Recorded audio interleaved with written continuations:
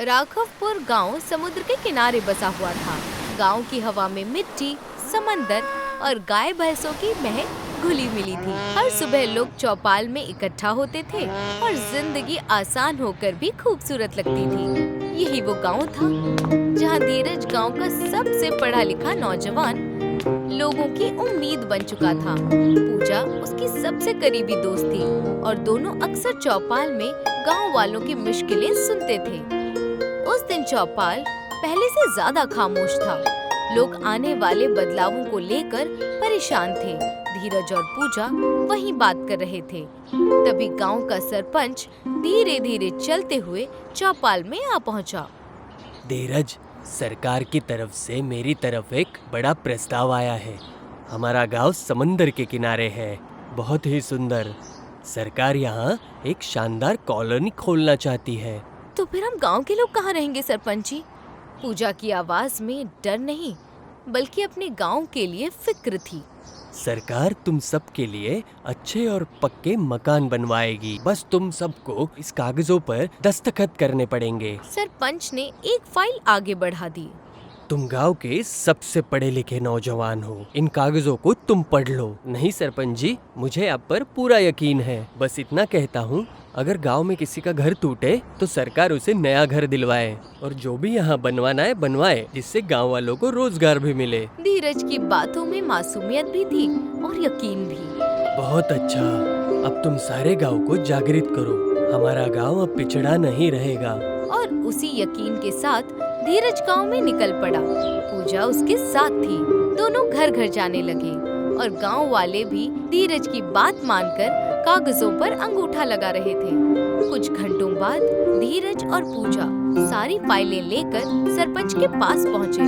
दोनों की आंख में उम्मीद थी कि गांव जल्द बदलने वाला है।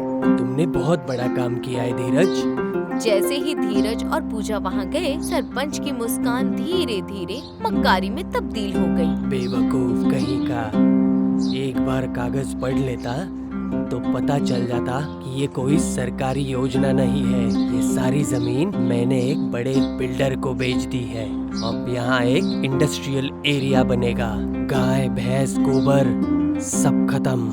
कुछ दिनों बाद राघवपुर की सुबह किसी सन्नाटे की तरह टूटी। गांव में बड़े बड़े बुलडोजर आ चुके थे। घरों की दीवारें, लोगों की यादें, मिट्टी की खुशबू, सब कुछ बर्बाद हो रहा था। सरपंच, हमारे घर तोड़ दिए गए। अब हम कहाँ रहेंगे? आपने कहा था कि हमें पक्के मकान दिए जाएंगे। दफा हो जाओ यहाँ से, कोई मकान नहीं मिलेगा। मुझे गांव की जिंदगी से हमेशा नफरत थी। अब यहाँ इंडस्ट्रियल एरिया बनेगा। तुम्हारा घर अब मेरा है। हाँ, एक चीज लेके जा सकते हो, गाय और भैंसे। अब मुझे इनकी कोई जरूरत नहीं है यहाँ पर। पूजा की आंखें भर आईं और धीरज वो टूट चुका था। गांव वाले भी उसे ही दोष दे रहे थे। धीरज अपने टूटे हुए घर के पास खड़ा था। उसके ख्वाबों की तरह उसका घर भी बर्बाद हो चुका था। मेरी वजह से सबके घर टूट गए। तभी उसकी दादी उसके पास आई। उनकी आंखों में उम्र का अनुभव भी था और हिम्मत की लौ भी। हिम्मत मत हार बेटा। धीरज ने दादी की ओर देखा, जैसे वो किसी उम्मीद की आखिरी किरण हो। यहाँ से कुछ दूर समुंदर के बीच एक टापू है। वहाँ एक बुजुर्ग औरत रहती है और उसने मुझे कभी बताया था कि गोबर बेकार नहीं होता। वक्त आ गया है कि हम सरपंच को ये बात समझाई जाए। क्या मतलब दादी? वो औरत गोबर के बारे में बहुत कुछ जानती है। उसकी जानकारी तुम्हारी दिशा बदल सकता है। अगले ही दिन धीरज, पूजा और दादी नाव लेकर टापू की ओर चले गए। समंदर की लहरें खामोश थीं, मगर तीनों के दिल में तूफान था। टापू शांत था, मगर हवा में एक अलग ही रहस्य था। उन्हें वहाँ एक बुजुर्ग औरत मिली। सफेद बाल, तेज आंखें और चेहरा जैसे अनुभवों की किताब। धीरज ने पूरी बात उसे बताई। वो बुजुर्ग औरत ने धीरज की बात सुनी और फिर टापू की गुफा में ले गई। वहाँ पुराना गौ शास्त्र रखा था, जिसमें गोबर आधारित ऊर्जा दवाइयों की तकनीकें लिखी हुई थीं। उसने बताया कि गोबर सिर्फ ईंधन नहीं बल्कि विज्ञान का मूल है। धीरज बायोगैस बनाना सीख गया। पूजा गोबर से ईंटें और टाइल्स बनाने लगी। धीरज की दादी ने जैविक मिट्टी तैयार की जो पौधों को तेजी से बढ़ाती थी और वो बुजुर्ग औरत ने उन्हें गोबर ऊर्जा का पूरा रहस्य समझाया। टापू पर कुछ दिनों की सीख, खोज और मेहनत के बाद धीरज, पूजा और दादी ने एक बड़ा फैसला किया। वो जानते थे कि रुद्रपुर में अब कोई घर नहीं बचा था, इसीलिए उन्होंने गांव वालों को संदेश भेजा और जल्द ही पूरा रुद्रपुर अपनी गाय भैंसों के साथ नाव में बैठकर टापू की ओर आने लगा। जिस टापू को कभी वीरान समझा गया था, वही अब उनके लिए उम्मीद का घर बनने वाला था। गांव वाले अपनी गाय भैंसों के साथ टापू पर पहुँचे। सबके चेहरे थके थे, मगर आंखों में एक नई रोशनी थी। धीरज ने सबको बताया कि यहाँ गोबर ही उनकी दुनिया बदलेगा। हम सब मिलकर यहाँ अपना नया घर बनाएंगे, जो खोया है उससे ज्यादा ही पाएंगे। और फिर असली काम शुरू हुआ। गाय भैंसों से मिलने वाले गोबर को सुखाया गया, छाना गया और बुजुर्ग औरत की बताई हुई तकनीकों के साथ मिलाया गया। धीरज दीवारें तैयार करता, पूजा उन पर सुंदर लेप चढ़ाती और गांव वाले मिलकर ढांचे खड़े करते। कुछ ही दिनों में गोबर के ईंटों से बने घर आकार लेने लगे। वो इतने मजबूत और खूबसूरत थे कि दूर से देखने पर कोई कह ही नहीं सकता था कि ये गोबर से बने हैं। इन घरों पर प्राकृतिक रंगों से सजावट की गई थी।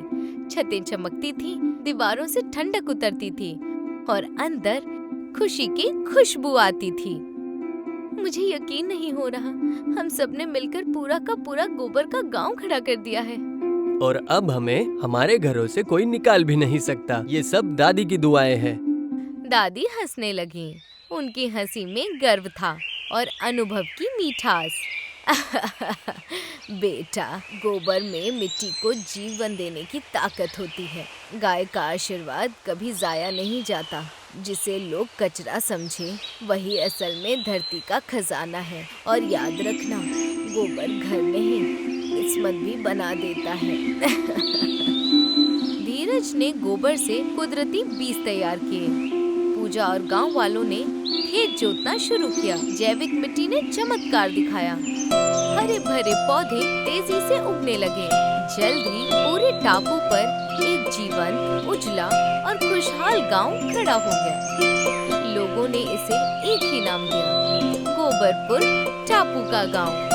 उधर रुद्रपुर में सरपंच की फैक्ट्रियां चल पड़ी थीं, मगर अचानक इंडस्ट्रियल केमिकल से पीने का पानी जहरीला हो गया।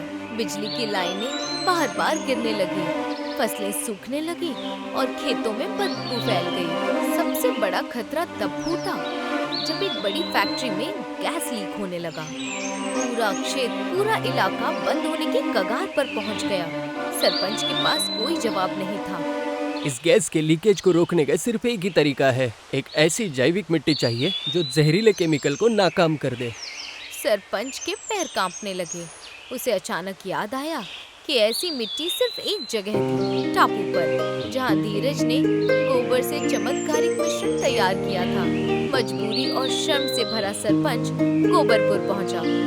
वो पहली बार टापू पर आया था और पहली बार उसने महसूस किया कि जिसका मजाक वो उड़ाया करता था, वही असल ताकत थी। गांव वालों ने उसका स्वागत नहीं किया, मगर धीरज की दादी उसके सामने आकर बोली, वो गांव भी हमारा है और हम अपने गांव को कभी मुश्किल में नहीं छोड़ेंगे। दादी की बात सुनकर सारे गांव वाले तैयार हो गए। उन्होंने गोबर, मिट्टी और जैविक लेप और बायो एनर्जी तैयार की। सभी नाव में बैठकर फैक्ट्री की ओर निकल पड़े। गोबरपुर के लोगों ने मिलकर गैस रिसाव पर जैविक मिट्टी और लेप का प्रयोग किया। कुछ ही मिनटों में जहरीली गैस का असर कम होने लगा। फैक्ट्री का रिसाव रुक गया और सारे लोगों की जान बच गई। सरपंच वहीं सबके सामने टूट गया। हमें तुमसे कोई शिकायत नहीं। जो होता है अच्छे के लिए होता है। अगर तुम धोखा नहीं देते तो हमारे टापू पर ये गोबर का गांव कैसे बनता। सरपंच सिर लुटाए गांव लौटा। उसने फैक्ट्री बंद कर दी, गांव वालों के सारे कागज वापस कर दिया, मगर अब कोई भी रुद्रपुर लौटने को तैयार नहीं था। गांव वालों का नया घर टापू था, गोबर से बना मगर मजबूती में पत्थर से भी आगे। ये जगह अब सिर्फ एक गांव नहीं था, ये ज्ञान, मेहनत और कुदरत की ताकत का जीता जागता उदाहरण था। सरकार ने यहाँ रिसर्च सेंटर खोला। वैज्ञानिक गोबरपुर की तकनीक सीखने आने लगे। जिस चीज को दुनिया ने मजाक समझा, उसी ने 2 गांव की किस्मत बदल दी।